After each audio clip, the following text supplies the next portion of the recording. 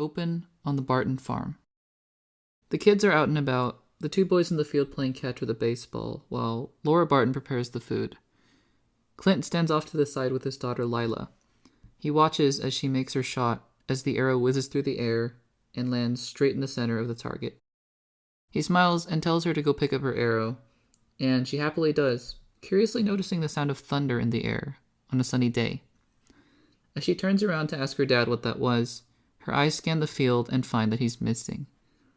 The other members of her family haven't noticed yet, and as she frantically runs through the field, she sees that, slowly floating to the ground where her father had been, as horror and realization strike her face, dust appears. One word escapes her mouth as she bends down to brush through the ashes. Dad? Cut to the Marvel logo. Let's play this one differently. Let's travel to an alternate dimension in the multiverse, where Thanos snapped his fingers and Thor watches, horrified, as he and Steve Rogers begin to fade away. Let's examine the future that was left untouched of what would have happened if the other half of the MCU had dusted. Except for Ant-Man. You'll see why we kept him. Throughout this video, I'll be shifting between dialogue and narrative storytelling, like you just saw, and breaking the fourth wall, so to speak, and giving explanations of why I structured the story the way I did. If you enjoy this video, please be sure to give it a like and subscribe to the channel if you haven't already. This is an experimental kind of video, so if you'd like to see more of them, then make sure to let me know in the comments down below. Without further ado, let's get into it. We cut back to Wakanda. It's chaos all around, we see people dusting left and right. In the forest, Thanos watches, trying to take in a breath, feeling the sharp edges of Stormbreaker piercing through his chest. Thor steps backwards, horrified, feeling himself fade away? Steve? Bucky looks at Steve, but this time it's not him that's fading, but it's Captain America, as he fades into dust. When it's all said and done, on Earth, the main players that are left are Wanda Maximoff, T'Challa, Sam Wilson, Groot, Shuri, and Bucky. But perhaps most importantly of all we watch is Thanos, Stormbreaker still in his chest, sits on a nearby boulder just as he did in Endgame, feeling himself fade away as well. He was willing to make that sacrifice, and watching his work until the end, he vanishes into dust, a small smile lighting on his face, taking the Infinity Gauntlet with him as well as the stones. Remember that Bucky's arm disintegrated with him, and in order to further this story along, I would need the stones to be gone from this timeline just like they were in Endgame. Because, yes, technically the gauntlet isn't exactly the same as the metal arm attached to Bucky, but we're taking creative liberties here to get rid of the stones quickly. Otherwise, the Avengers would just be able to grab the gauntlet from Thanos and snap everyone back again quickly, and the movie would have been over in 30 minutes, and that's no fun. Moving to Titan, Doctor Strange watches as Tony Stark and Nebula slowly fade away as well. The genius billionaire played by philanthropist watches as he begins to fade out of existence, accepting the loss that he had seen coming since Age of Ultron. And now the people left standing on Titan are Drax, Peter Quill, Peter Parker, Doctor Strange, and Mantis. On a rooftop in San Francisco, Scott Lang, trapped in the quantum realm, cries out for help and immediately feels a pull as he is essentially yanked out of the quantum realm by the now surviving Janet Van Dyne, Hope Van Dyne, and Hank Pym. So now we've established all the characters that will be the main players in this new Avengers Endgame 2.0. We need Scott Lang still here because I'm going to be operating with the assumption that the quantum realm is still the key, and the Avengers wouldn't really know other than through Scott how that works, although I suppose Janet would be able to tell them as well. I just like Scott Lang too much though, what can I say? We have our groups now. So the next logical question to me when constructing the story is, how do we get the heroes from Titan to Earth? Pretty darn simple actually, because we happen to have the Sorcerer Supreme still alive, who, as we saw in Avengers Endgame, can conjure up a lot of portals. And let's not forget the person who saw the 1 in 14 million possibilities of the Avengers winning is still alive as well, in Doctor Strange. So he knows how this scenario is going to go, assuming that the scenario that I'm laying out right now is the winning possibility. But also remember, he's not allowed to explicitly tell the Avengers what the possibility is, because if he does, it may screw things up. Because maybe once the Avengers know what they're supposed to do, then they're going to actively try to do it, which means they're going to mess up something inadvertently. It's the same logic that Doctor Strange told Tony Stark in Endgame when Tony asked, is this the winning possibility? And Strange said, if I told you, then it wouldn't happen. So Strange really is only working to facilitate things from here on out. Anyways, he portals himself and the Titan Avengers back to Earth to Wakanda, where they regroup with the rest of the Avengers. So now we have almost everyone. Except, of course, one very important Pym particle team, because we still need to go through the quantum realm, right? So Doctor Strange directs Sam and Wanda to use the Quinjet and go to San Francisco to get Scott. When they arrive, they quickly brief the four of them on what's going on, and they take them to Wakanda, which, as you might expect, completely blows Scott away. I mean, you think that merely seeing Steve Rogers freaked him out? How about literally seeing an entirely hidden, highly advanced civilization? Yeah, he'd be impressed. So now we have all the Avengers together, and already this would be a much more quick, breezy sort of pace than the original Endgame, because if you remember, the original Endgame's opening was pretty dark and heavy. There won't be any 5-year jump because, again, Doctor Strange is here and he knows what he has to do, so the team is going to jump on it. Once Strange briefs Dr. Pym and Shuri on what needs to be done to get the stones back to the present, they get to work developing Pym particles and the quantum technology to get the time travel ready. Because, come on, the Russos have said Shuri is the smartest person in the MCU, and if Tony Stark can figure out time travel in 20 minutes, then so can she. And now comes the fun part. Where are we sending the Avengers? In what combinations?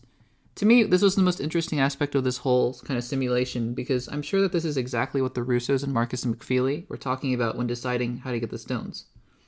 So let's start with the Time Stone, because funnily enough, this might be the easiest to branch off from, because it hardly moved. It was basically in the Sanctum Sanctorum for the entirety of the timeline. We could go to 2016 with Doctor Strange, but that'd be kind of messy because it's more of an isolated event, that entire movie. I'm actually thinking that going to 2012 was actually the smartest idea, so kudos to the Russos and Marcus and McFeely. Because you want to kill as many birds with one stone, right? You want to get as many stones at once. And the Time Stone doesn't really move, it's in New York, you can get it. So the next logical question is, where's the Tesseract been? Well, it's been on Asgard, but I'm not really planning on going to Asgard, so that wouldn't really make sense to go to Asgard to just get the Tesseract. And same with the Mind Stone. I mean, we could rip it from Vision's head at any point, I guess, but that would be kind of painful, right? So yeah, it really does make sense to go to 2012, where all 3 stones are kind of in the same place at the same time. What sets it apart in my version, however, is that we're sending a different crew. Doctor Strange is going because he needs to convince the Ancient One that they need the Time Stone. We're also sending in Peter Parker and Scott Lang because I think those two together would be absolute comedic gold. I mean, there is an Ant-Man and a Spider-Man after all, right, Bruce? And then we'll throw in Wasp in there as well, just so that they can be a sort of team, her and Ant-Man. They'll knock out the space, time, and Mind Stones just like they did in Endgame. As for the Reality and Power Stone, well, I don't think we're going to be going back to Thor: The Dark World, as much as I do love that movie so much. We're heading back to 2014 instead, with the Guardians of the Galaxy. Groot, Peter Quill, Drax, and Mantis to the Collector's Vault, right as the original Guardians of the Galaxy are about to deliver the Power Stone over to the Collector. Because remember from Thor: The Dark World, both the Power Stone and the Reality Stone are there as well. And then there's the Soul Stone.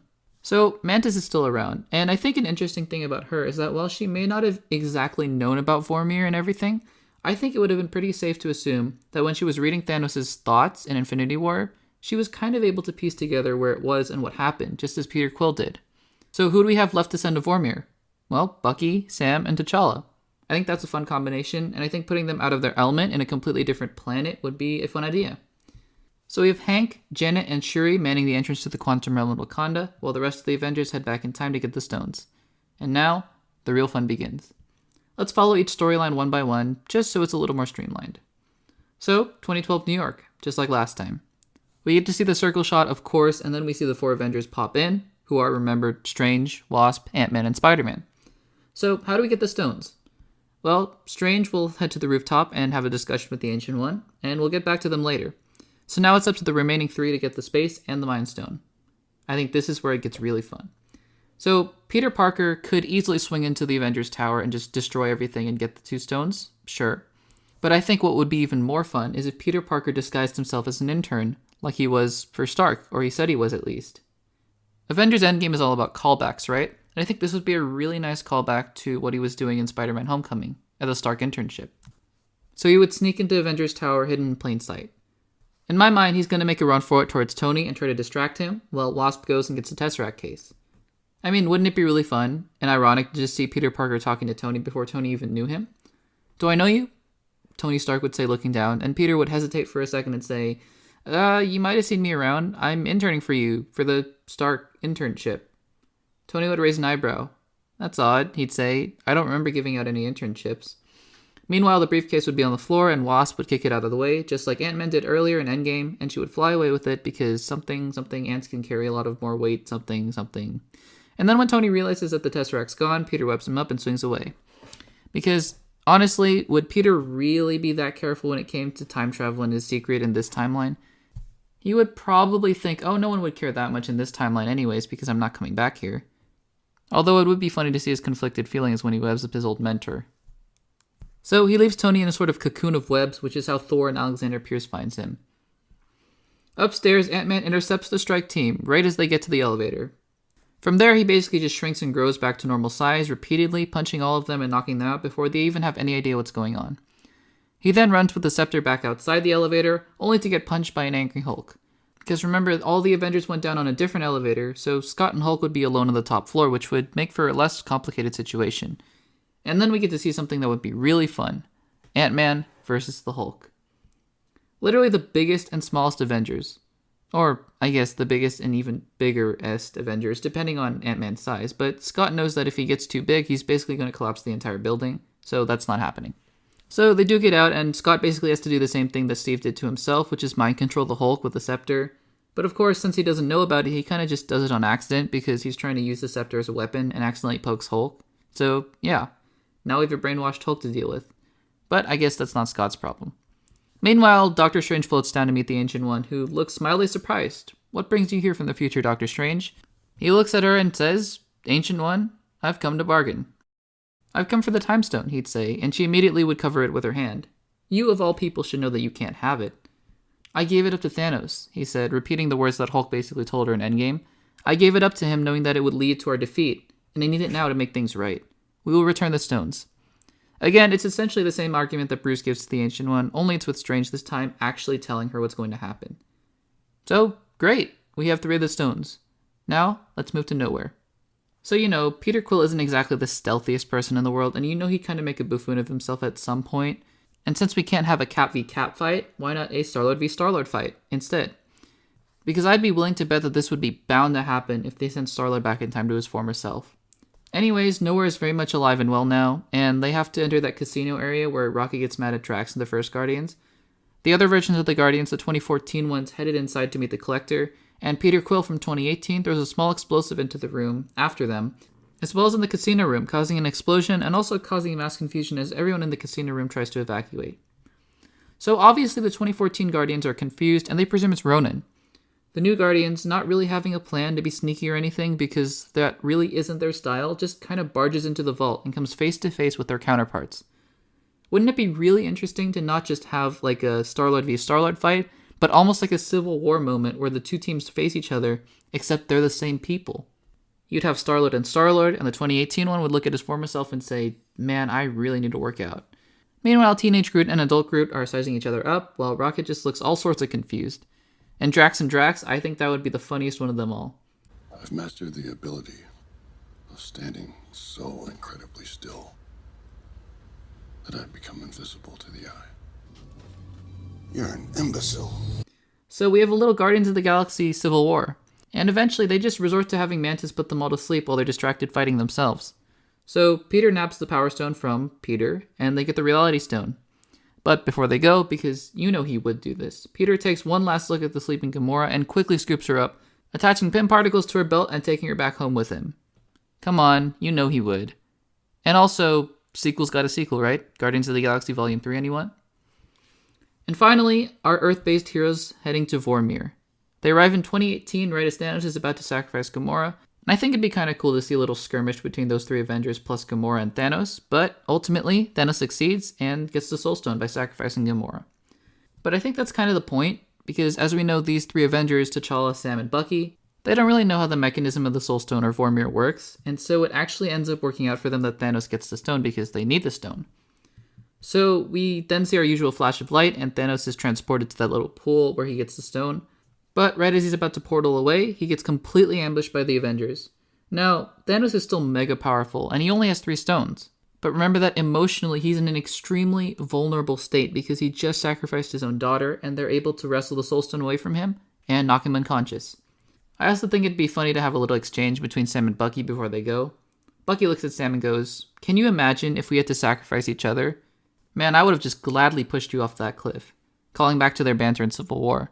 And then Sam would look at Bucky and just go, "I have wings, You couldn't have done that earlier? I hate you. But now we get to another major story plot point. which is how in the world do we get Thanos back to the 2018 post-snap timeline? Because, I mean, it's good and all to just have the Avengers return with the stones and snap everyone back happily ever after, but come on. We want our epic battle scene, right? So, how do we get him there? Well, pretty simple, actually. I don't know if this works logically in the universe, but then again, we're dealing with time travel, and like Hawkeye so aptly put it in Age of Ultron, none of this makes sense. So, just as Black Panther and the other two are about to leave, Thanos wakes up and latches onto them, and that takes him back to the present-day timeline with them. Now things really start to diverge, because we no longer have a situation where the Avengers have time to discuss who's going to snap and all of that, because Thanos literally comes back with them, with 3 Infinity Stones. So, side note, I guess there are technically like 9 of them in this one timeline, which is kind of wonky, but it's the best that I could do anyways. So he obviously immediately destroys the quantum tunnel thing so that they can't escape or anything, and the Avengers and Guardians are basically on a mad dash to reassemble the stones into a gauntlet that Shuri has made. Because the race is now not just get the stones away from Thanos like it was in Endgame, because he technically could get the other 3 stones and complete the gauntlet himself without getting all 6, because he already has 3, and then he would wipe out the other half of the universe because they're annoying to him. This time around is about getting the stones to the gauntlet and snapping, so that the Wakanda heroes like Steve and Thor can come back right then and there because they dusted in Wakanda and help the fight. So the race is on, and essentially it's Thanos trying to get the Avengers, but the Avengers holding him off in Wakanda. It's a little more personal now, rather than the enormous spectacle of a faceless army and all of that. It's just the Avengers versus Thanos. And in a way, it might be better in some regards, although, of course, we love our portal scene. Eventually, they're able to get the stones to Shuri, who assembles them in the gauntlet. So, who's going to snap their fingers? Because if it's just a normal human, they're going to die, like Tony. Out of all the options we have, who's best equipped to snap their fingers? Again, it's actually pretty simple. There's an Avenger here that actually could be more powerful than even Hulk. It's Wanda. And besides, like she says in Endgame, Thanos took everything away from her. What more does she have to lose? She's powerful enough to withstand the energy, and she snaps her fingers, bringing back the Wakandan Avengers. Strange immediately opens a portal to bring back Tony and Nebula to join the fight, even though Tony's pretty badly injured. And then the Avengers defeat the Mad Titan once and for all, and that is Avengers Endgame 2.0. Now, before you go into the comments yelling at me that I should have done this and I should have done that, I just want to say this. This entire video was purely just for fun, and for me, it was less about creating an appealing cinematic movie, but more about speculating and extrapolating. What I mean by that is, if I wanted to create the best cinematic experience possible, of course I would have found a way to bring back Mjolnir, so that Cap could have come out of a portal swinging Mjolnir. Are you kidding? That would have been incredible.